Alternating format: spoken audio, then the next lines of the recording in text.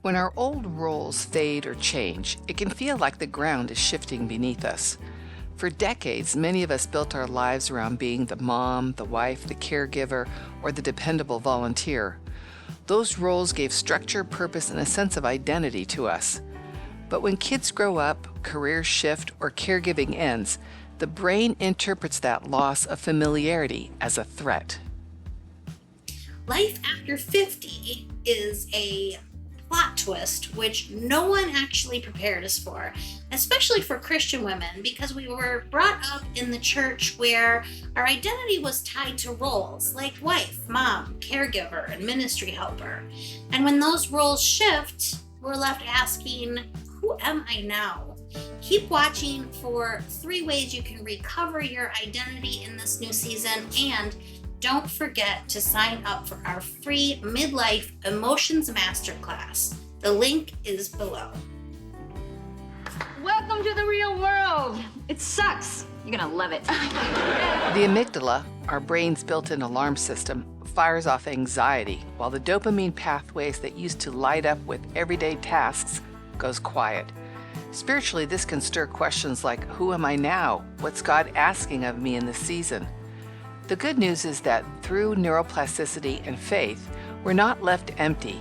We're being invited to rewire both our brains and our hearts for a new chapter of identity and purpose.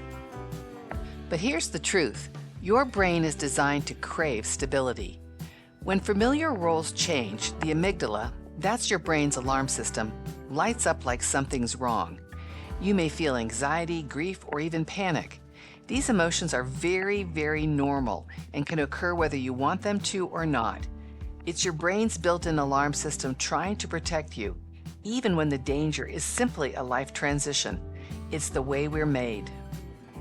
So if you're feeling anxiety or grief when life shifts, don't be alarmed. It's actually your brain doing what God designed it to do, react to change. The good news is, thanks to neuroplasticity, your brain can rewire and adapt at any age, literally any age.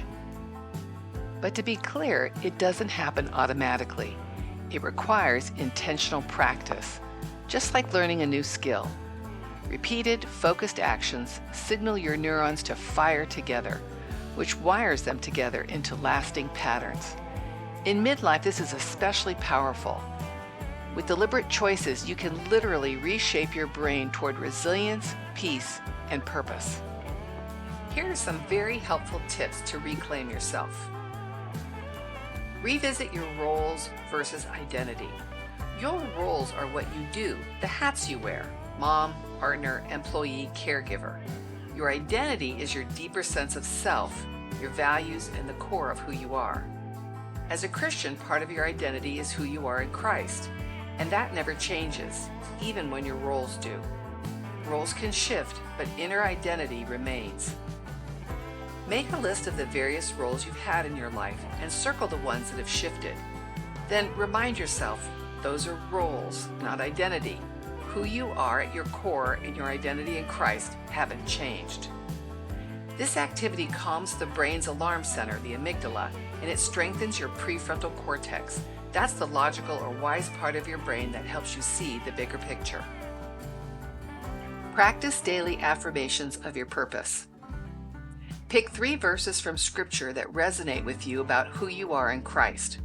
Write them out and put them somewhere where you'll see them throughout the day, maybe your bathroom mirror or your screensaver. Read them aloud. I am fearfully and wonderfully made for this season. When you speak something out loud, your brain doesn't just process it once. It runs it through multiple systems. The language centers turn thoughts into words, while the limbic system, the emotional hub of your brain, attaches feelings to those words. That pairing makes the message more powerful and memorable. Over time, repeating hopeful, truth-filled statements strengthen the neural connections between thought and emotion, so your brain is literally rewired to expect hope instead of fear. Write down new opportunities, big or small, that excite you. When you do this, your brain's dopamine reward pathway lights up. Dopamine is the chemical that signals anticipation and motivation. So instead of scanning your life for what's missing or lost, your brain starts leaning forward, expecting something good. That's why even something as simple as planning a coffee with a friend, trying a new recipe, or starting a hobby can shift your mood.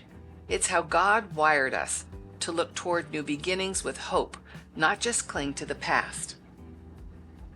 So if you're feeling lost right now, remember, you're not broken. You're being recalibrated. Life after 50 isn't a slow fade. It's a sacred invitation to reinvention. Try one of these 3 things today: separating roles from identity, speaking scripture out loud, and starting a pivot list. See how they begin to reset your brain and your spirit. If this resonates, subscribe and share with another Christian woman over 50 who needs encouragement. And don't forget to grab your free playlist, Music for Midlife Transitions. The link is in the description. Music is one of the simplest ways to activate neuroplasticity and shift your emotional state.